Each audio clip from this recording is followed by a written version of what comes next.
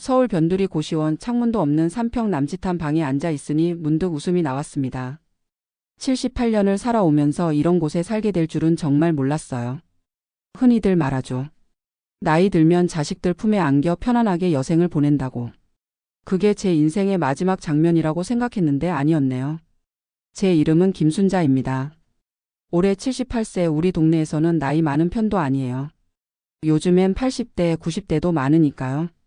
한 달 전까지만 해도 저는 아들 집에서 살았습니다. 서울 외곽의 32평 아파트, 손자, 손녀 둘과 며느리, 아들과 함께요. 그런데 지금은 월세 35만 원짜리 고시원에 혼자 살고 있습니다. 어떻게 된 일인지 말씀드릴게요. 오늘 또 특별한 일이 있었거든요. 제 인생은 평범했어요. 경상북도 시골에서 태어나 19에 서울로 올라왔습니다. 봉제 공장에서 일하다가 23세 남편을 만나 결혼했고 슬하에 아들 둘을 두었습니다. 남편은 공장에서 기계를 다루는 일을 했어요. 월급이 넉넉하진 않았지만 아이들 먹이고 입히는 데는 부족함이 없었습니다.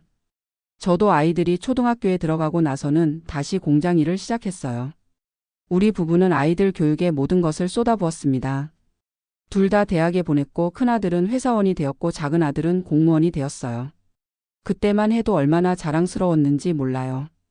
남편은 15해 전에 폐암으로 세상을 떠났습니다. 그때 저는 63세였어요.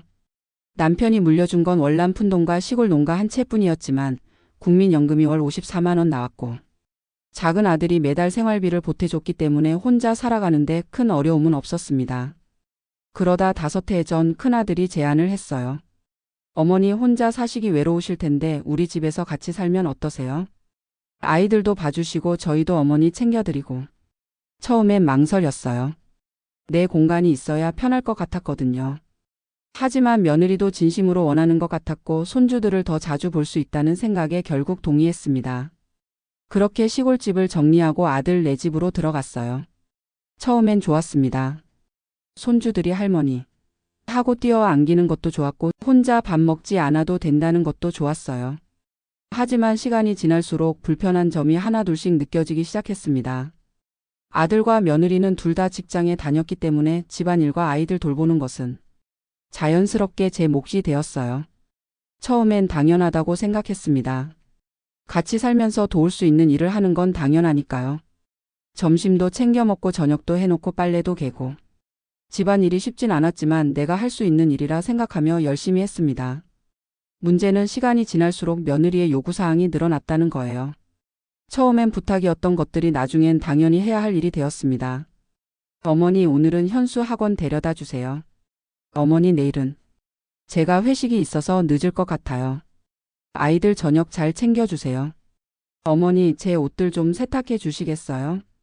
제 나이가 70을 훌쩍 넘었다는 사실은 잊혀진 것 같았어요. 허리도 아프고 무릎도 아팠지만 말하기가 민망했습니다. 내가 무슨 일을 하겠다고 들어온 건데 이제 와서 못하겠다고 하면 배은망덕한 사람이 될 것 같았거든요. 그러던 어느 날 큰 변화가 찾아왔습니다. 아들이 퇴근 후 들어오더니 심각한 표정으로 말했어요. 어머니 얘기 좀 해야 할 것 같아요. 식탁에 마주 앉은 아들과 며느리의 표정이 좋지 않았습니다. 사실 회사에서 문제가 좀 생겼어요. 팀장 자리에서 평사원으로 내려앉게 됐습니다. 아들의 말에 가슴이 철렁 내려앉았어요. 월급도 많이 깎이고 게다가 집값도 자꾸 오르고 아이들 교육비도 많이 들어가서 좀 힘들어졌어요. 며느리가 말을 이었습니다. 어머니 저희가 좀 생각해 봤는데 어머니께서 받으시는 연금으로는 생활비를 조금만 보태주시는 게 어떨까 싶어요. 월 30만 원 정도면 될 것 같아요. 당시 제 연금은 54만 원이었고 작은 아들이 매달 20만 원을 보태주고 있었으니 총 74만 원의 수입이 있었습니다. 그중 30만 원을 내놓으라는 말이었어요. 처음엔 당연히 도와야 한다고 생각했습니다. 아들네가 어려워졌는데 도울 수 있다면 돕는 게 부모 마음이니까요. 그런데 한 달이 지나고 두 달이 지나자 상황이 더 악화되었습니다. 어느 날 아침 며느리가 말했어요. 어머니 사실 30만 원으로는 많이 부족해요. 새끼 음식에 난방비, 전기세. 어머니께서 쓰시는 것까지 다 합치면 50만 원은 내셔야 할 것 같아요. 순간 말문이 막혔습니다. 연금의 대부분을 내놓으라니 그럼 제게 남는 건 고작 24만 원뿐이었으니까요. 게다가 병원비와 약값도 있었습니다. 고혈압약과 관절염약을 정기적으로 복용하고 있었거든요. 그건 좀 어려울 것 같은데. 제가 조심스럽게 말하자 며느리의 표정이 굳어졌습니다. 어머니, 지금 저희가 얼마나 힘든지 아세요? 남편은 월급이 삭감됐고 애들은 자꾸 뭘 사달라고 하고. 게다가 어머니까지 모시고 있는데 이 정도는 내셔야 하지 않을까요? 그날 밤 잠을 이루지 못했습니다.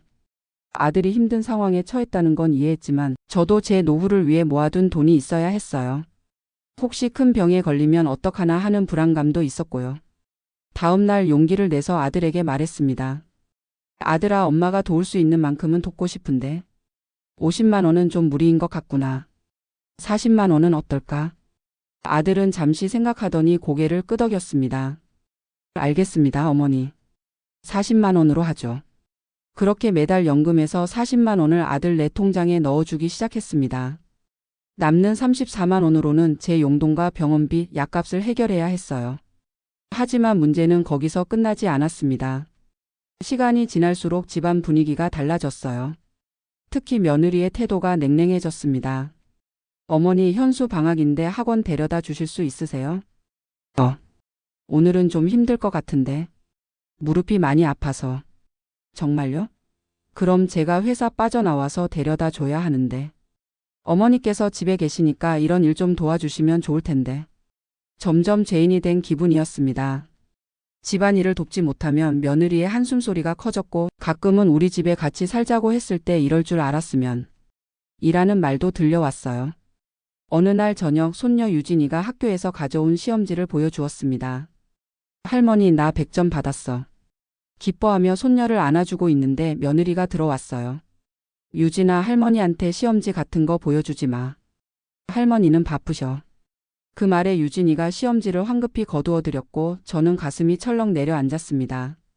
왜 손녀와의 소통마저 막으려 하는 걸까?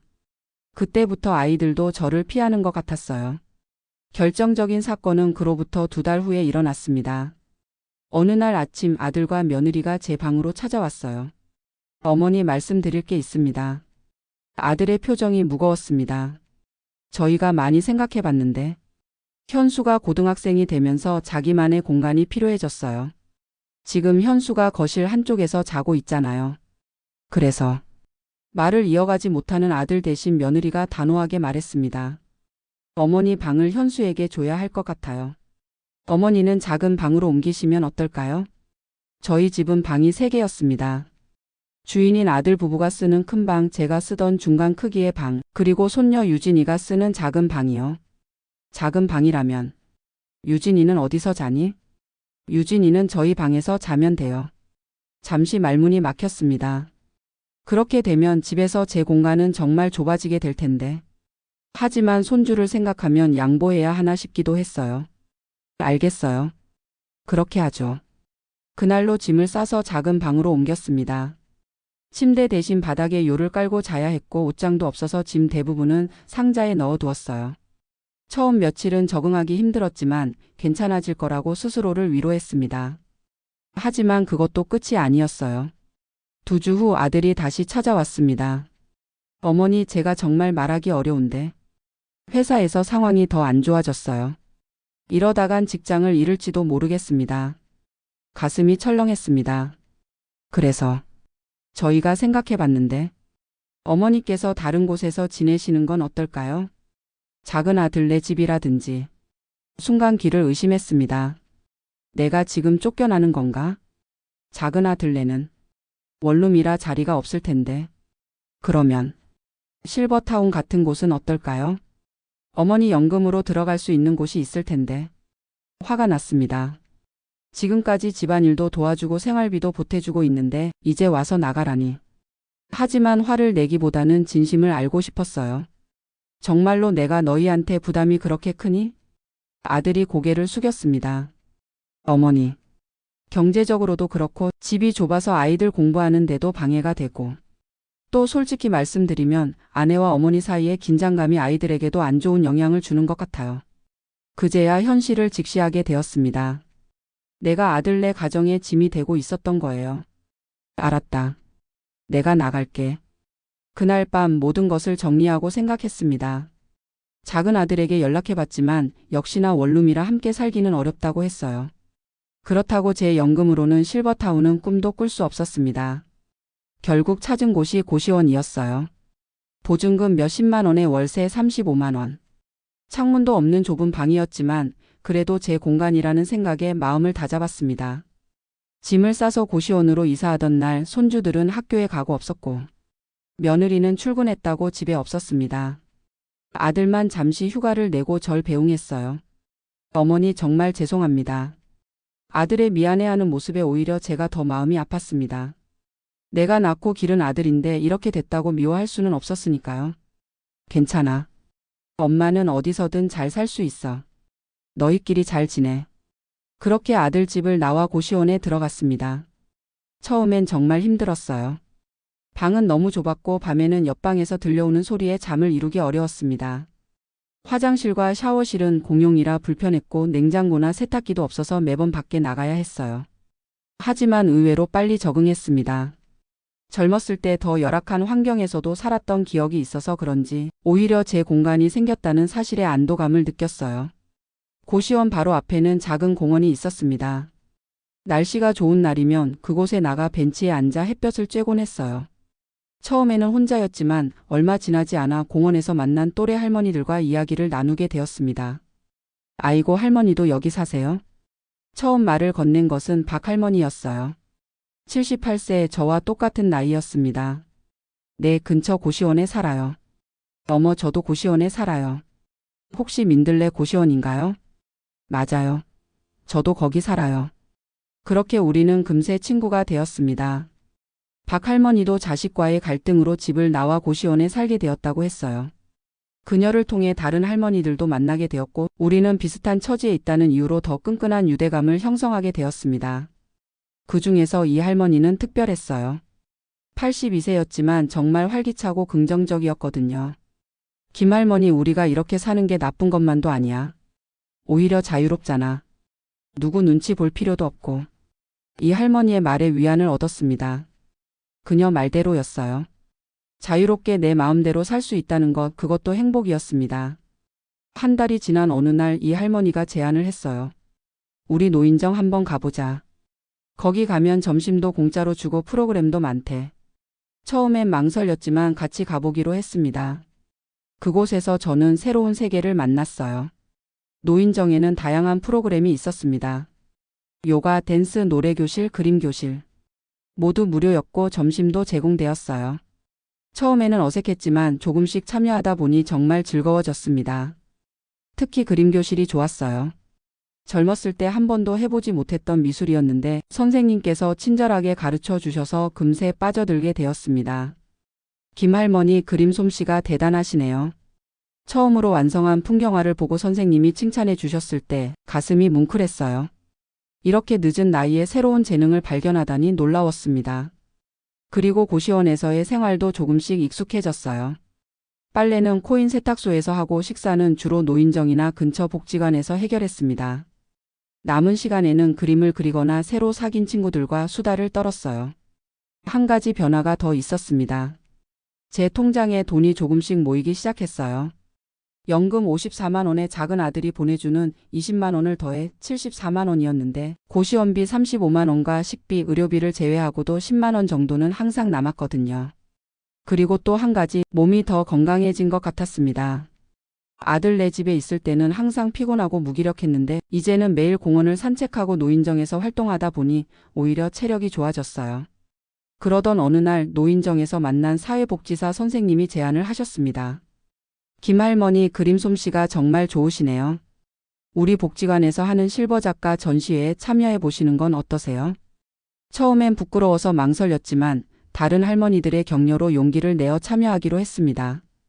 한 달 동안 정성껏 그림 5점을 완성했어요. 모두 제 인생의 중요한 순간들을 담은 그림이었습니다. 시골 고향의 풍경, 남편과의 첫 만남, 아이들이 태어났을 때의 기쁨, 고시원에서 맞이한 첫 아침, 그리고 공원에서 새 친구들과 함께하는 모습. 그림을 그리면서 제 인생을 돌아보게 되었고 슬픔보다는 감사함이 더 크다는 것을 깨달았습니다. 전시회 당일 정말 많은 사람들이 찾아왔어요. 지역 신문에서도 취재를 왔고 제 그림 앞에서 사진을 찍는 사람들도 있었습니다. 할머니, 이 그림이 정말 감동적이에요. 할머니의 인생이 느껴져요. 한 젊은 여성이 제게 말을 걸어왔습니다. 그 말에 가슴이 뭉클했어요. 내 인생의 이야기가 다른 사람에게 전해졌다는 것이 정말 기뻤습니다.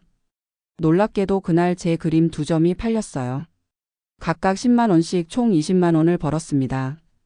평생 처음으로 제 손으로 제 재능으로 번 돈이었어요. 그리고 더 놀라운 일이 있었습니다. 마지막 날 전시장에 들어서는 아들의 모습을 발견한 거예요. 어머니. 아들이 부끄러운 표정으로 다가왔습니다.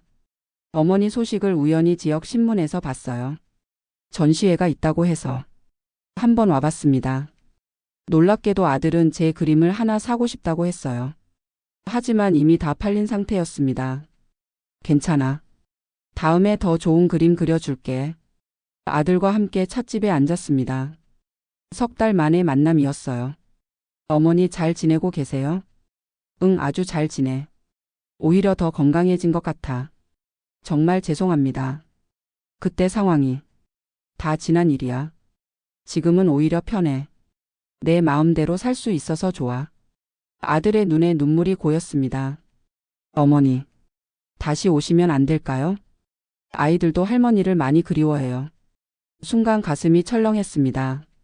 다시 그 집으로 돌아간다는 것. 솔직히 두려웠어요. 아들아, 엄마는 지금이 좋아. 새 친구들도 생겼고 그림도 그리고 있고. 너희 가족도 지금이 더 편하지 않니? 아들이 고개를 끄덕였습니다. 하지만 가끔은 보고 싶어요. 그럼 가끔 만나면 되지. 내가 초대할게. 우리 노인정에 와서 점심 한번 먹자. 그렇게 아들과 만남 이후 또 1달이 지났습니다. 오늘 아침 그림교실 선생님께서 제게 말씀하셨어요. 김할머니, 좋은 소식이 있어요. 구청에서 하는 실버 작가 지원 프로그램에 할머니를 추천했는데 선정되셨어요. 매달 작은 지원금도 나오고 미술 재료도 지원받을 수 있대요. 정말 믿기지 않았습니다. 제가 78세의 작가라니. 꿈만 같았어요. 지원금은 매달 15만 원. 많은 돈은 아니지만 제게는 정말 큰 도움이 되는 금액이었습니다. 이제 연금 54만 원에 작은 아들이 보내주는 20만 원, 그리고 지원금 15만 원까지 더해 매달 89만 원의 수입이 생긴 거예요. 고시원비 35만 원을 내고 나면 54만 원이 남았습니다. 식비는 대부분 노인정이나 복지관에서 해결했으니 20만 원 정도면 충분했고 의료비로 10만 원 정도 썼어요. 그럼 매달 24만 원 정도가 저축되는 셈이었습니다. 작은 아들에게 전화했어요. 아들아, 엄마 좋은 소식이 있어. 내가 화가가 됐어. 전화기 너머로 아들의 놀란 목소리가 들렸습니다. 어머니, 정말요? 그런데 화가라니. 무슨 일이에요? 내가 그동안 있었던 일들을 이야기해 주자 아들이 감탄했어요. 와, 대단하세요. 그런데 고시원에서 계속 사시는 건 너무 불편하지 않으세요? 아까 말씀하신 이 할머니랑 같이 조그만 집 구해서 사는 건 어떠세요? 이 할머니와의 동거. 생각해 보지 않은 제안이었습니다. 하지만 이상하게도 마음에 들었어요. 그것도 좋은 생각인 것 같다. 한번 이 할머니랑 얘기해 볼게. 그날 오후 이 할머니에게 아들의 제안을 말했습니다. 어머, 그거 좋은 생각인데. 나도 고시원이 좀 불편하다고 생각하던 참이었어. 우리 같이 살면 외롭지도 않고 좋을 것 같은데? 우리는 바로 계획을 세웠습니다. 둘이서 월세 60만 원 정도 하는 작은 투룸을 구하기로 했어요. 각자 30만 원씩 내면 고시원비와 비슷했거든요. 투룸이라면 각자의 방도 있고 부엌도 있어서 훨씬 편할 것 같았습니다. 일주일 후 우리는 근처에서 좋은 집을 찾았어요. 월세 65만 원에 보증금 500만 원짜리 작은 투룸이었습니다. 제 적금 300만 원과 이 할머니의 저축 200만 원을 합쳐 보증금을 마련했어요. 이사하는 날 아들이 도와주겠다고 왔습니다. 큰아들이요. 함께 온 손주들이 저를 보자마자 뛰어와 안겼어요. 할머니, 보고 싶었어요. 마음이 따뜻해졌습니다. 비록 함께 살지는 못하지만 이렇게 가끔 만날 수 있다는 것만으로도 행복했어요. 새 집으로 이사하고 나니 정말 천국 같았습니다. 고시원보다 훨씬 넓었고 창문도 있어서 햇빛이 들어왔어요. 부엌이 있어 간단한 요리도 할 수 있었고 화장실도 공용이 아닌 우리만의 공간이었습니다. 이 할머니와 저는 완벽한 룸메이트가 되었어요. 성격도 잘 맞았고 취향도 비슷했습니다. 아침에 일어나면 같이 공원을 산책하고 노인정에 가서 프로그램에 참여한 후 집에 돌아와 저녁을 함께 먹었어요. 집에서는 각자 자기 방에서 시간을 보내다가 TV 볼 시간이 되면 거실에 모여 드라마를 함께 봤습니다. 이렇게 혼자가 아닌 둘이서 생활하니 외롭지도 않고 정말 좋았어요. 그리고 그림 그리는 것도 계속했습니다. 이제는 작은 방 한쪽에 제 그림 공간이 생겼어요. 이 할머니도 제가 그림 그리는 것을 보더니 관심을 보였고 저도 그녀에게 배운 것들을 알려주면서 함께 그림을 그리게 되었습니다. 매달 구청에서 나오는 지원금 15만 원과 미술 재료비 덕분에 더 좋은 물감과 캔버스를 살 수 있었어요. 그림 실력도 점점 늘어서 이제는 동네 카페에서 작은 전시도 하게 되었습니다. 그러던 어느 날 제 그림을 구매했던 젊은 여성이 다시 찾아왔습니다. 할머니, 제가 미술 관련 일을 하고 있는데 할머니 그림이 정말 특별해요. 순수하면서도 깊은 감성이 느껴져서요. 혹시 더 많은 작품을 그려주실 수 있을까요? 제가 아는 갤러리에서 할머니 개인전을 열어드리고 싶어요. 개인전이라니. 꿈만 같았습니다. 제가 이런 기회를 받게 될 줄은 상상도 못했어요. 정말인가요? 내가 그런 기회를 가질 수 있을까요? 네, 할머니. 할머니의 인생 이야기가 담긴 그림들이 많은 사람들에게 감동을 줄 거예요. 그렇게 저는 3개월 동안 열심히 그림을 그렸습니다. 제 인생의 여정을 담은 그림 20점을 완성했어요. 아들 네 집에서 살던 시절 고시원으로 옮겨간 날, 새 친구들과의 만남, 이 할머니와 함께하는 생활. 모든 순간들을 화폭에 담았습니다. 개인전 당일 작은 갤러리에는 생각보다 많은 사람들이 찾아왔어요. 지역 신문뿐만 아니라 중앙일간지에서도 취재를 왔고 심지어 작은 TV 프로그램에서도 촬영을 왔습니다. 78세의 화가 인생을 시작한 김순자 할머니의 이야기라는 제목으로 제 이야기가 방송된다고 했어요. 아들 가족들도 모두 왔습니다. 큰아들 내외와 손주들 그리고 작은 아들까지. 아들들의 얼굴에는 자랑스러움이 가득했어요. 어머니 정말 대단하세요. 저희가 미처 몰랐던 어머니의 재능이. 큰아들이 미안한 듯 말했습니다. 괜찮아. 나도 몰랐던 걸. 이제 알게 된 것만도 감사해. 그날 제 그림 대부분이 팔렸어요. 작품당 30만 원에서 50만 원씩 총 700만 원이라는 큰 돈을 벌었습니다. 평생 처음으로 이렇게 큰 돈을 한꺼번에 번 것이었어요. 갤러리 측에서는 6개월 후에 2번째 전시회를 열자고 제안했고 저는 기쁘게 수락했습니다. 그날 밤 이 할머니와 함께 소박한 파티를 열었어요. 작은 아들도 함께 했죠. 어머니 정말 자랑스러워요. 이렇게 새로운 인생을 시작하시다니. 잠시 침묵 후 작은 아들이 조심스럽게 물었습니다. 그런데 형님네 집에서 나오신 것 후회는 없으세요? 깊이 생각해 봤습니다. 정말 후회가 없을까? 아니, 후회는 없어. 오히려 고맙게 생각해. 그 일이 없었다면 지금의 나는 없었을 테니까. 정말 그랬습니다. 처음에는 상처받고 서러웠지만 지금 돌이켜보면 그 사건이 제 인생의 전환점이 되었어요. 아마 계속 아들 내 집에 있었다면 그저 늙어가기만 했을 거야. 하지만 지금은 매일이 새롭고 기대돼. 내일은 또 어떤 그림을 그릴까, 어떤 사람들을 만날까. 이런 생각을 하면서 살게 됐으니까. 작은 아들의 눈에 눈물이 고였습니다. 어머니.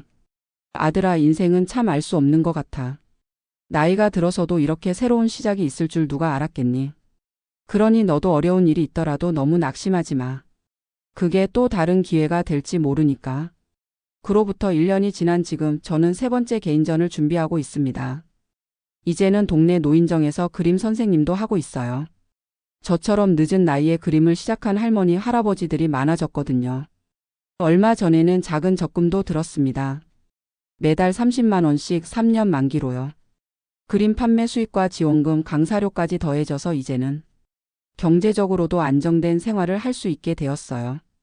큰아들 가족과도 관계가 회복되었습니다. 매주 일요일이면 그들이 저희 집에 와서 함께 식사를 해요. 며느리의 태도도 많이 달라졌습니다. 어머니 요즘 건강해 보이세요. 혹시 특별한 비결이라도 있으세요? 글쎄, 매일 좋아하는 일을 하는 게 비결 아닐까? 나이가 들어도 설레는 일이 있다는 건 정말 큰 행복이야. 며느리의 눈빛이 달라진 것을 느꼈습니다. 예전에는 저를 부담스러워했다면 이제는 존중하는 마음이 느껴졌어요. 그리고 얼마 전 특별한 제안을 받았습니다. 구청에서 시니어 문화 프로그램 자문위원으로 활동해 달라는 거예요. 제 경험을 바탕으로 다른 노인들을 위한 프로그램을 기획하는 일을 돕는 겁니다. 김 할머니께서 보여주신 변화는 많은 어르신들에게 희망이 됩니다. 그 경험을 나눠주세요. 처음 들었을 때는 부담스러웠지만 제 이야기가 다른 분들에게 도움이 된다면 의미 있는 일이라고 생각했습니다. 그렇게 시작된 제2의 인생 찾기 프로그램은 큰 호응을 얻었어요. 저처럼 늦은 나이에 새로운 취미나 재능을 발견하고 제2의 인생을 시작하는 어르신들이 많아졌습니다. 이 할머니는 이제 뜨개질 강사가 되었어요. 평생 취미로만 하던 뜨개질이 이제는 그녀의 직업이 된 거죠. 그녀가 만든 작품들은 동네 장터에서 인기 상품이 되었고 요즘은 젊은 사람들에게 뜨개질을 가르치는 강좌도 열고 있습니다. 박 할머니는 반찬 만들기의 달인이 되었어요. 복지관에서 요리 수업을 시작했고 지금은 작은 반찬 가게까지 열게 되었습니다. 박 할머니표 총각김치는 동네에서 유명해졌어요. 우리 모두 인생의 황혼기에 새로운 시작을 맞이한 것입니다. 오늘은 특별한 날이에요. 제 79번째 생일이자 그림을 시작한 지 1주년이 되는 날입니다. 아들들과 손주들 그리고 새로운 친구들이 모두 모여 축하해 주었어요. 생일 케이크 앞에서 소원을 빌 때 제 마음은 이미 감사함으로 가득 차 있었습니다. 앞으로도 건강하게 그리고 설레는 마음으로 매일을 살아갈 수 있기를 촛불을 불며 생각했어요. 1년 전에 저는 절망에 빠져 있었는데 이제는 매일이 기대되는 새로운 삶을 살고 있습니다. 저는 이제 아들 네 집에서 쫓겨난 것이 제 인생 최대의 행운이었다고 생각해요. 그 아픔이 없었다면 지금의 행복도 없었을 테니까요. 이제 저는 모든 어르신들에게 말하고 싶습니다. 인생은 언제라도 다시 시작할 수 있어요. 78세에 새 출발한 제가 그 증거입니다. 용기를 내세요. 당신 안에 숨겨진 재능과 꿈이 당신을 기다리고 있으니까요. 세상에 외롭고 힘든 어르신들 그리고 자식의 냉대로 상처받은 부모님들에게 제 이야기가 작은 위로가 되었으면 좋겠습니다. 절망의 순간이 인생 최고의 전환점이 될 수도 있다는 것을 그리고 늦은 나이라도 새로운 시작은 언제나 가능하다는 것을 오늘도 저는 행복합니다. 작은 투룸에서 친구와 함께 살며 매일 그림을 그리고 새로운 사람들을 만나고 제 이야기를 나누면서 살아가는 이 삶이 정말 감사해요. 제 방 벽에는 제가 그린 첫 번째 그림이 걸려 있습니다. 창문 없는 고시원에서 맞이한 첫 아침의 모습이에요. 어둡고 좁은 공간 안에서도 한 줄기 빛이 새어 들어오는 모습을 그렸던 그림입니다. 그때는 몰랐어요. 그 한 줄기 빛이 제 인생을 완전히 바꿔놓을 거라는 것을 이제 저는 알고 있습니다. 인생은 끝날 때까지 끝난 게 아니라는 것을 78세에 시작된 제 인생 이막이 앞으로 얼마나 더 아름다운 이야기를 만들어갈지 저도 무척 기대됩니다. 그리고 무엇보다 이제는 눈치 보며 살지 않아도 된다는 것. 그것이 제가 얻은 가장 큰 자유이자 행복입니다. 어쩌면 제 인생은 지금부터가 진짜 시작인지도 모르겠네요.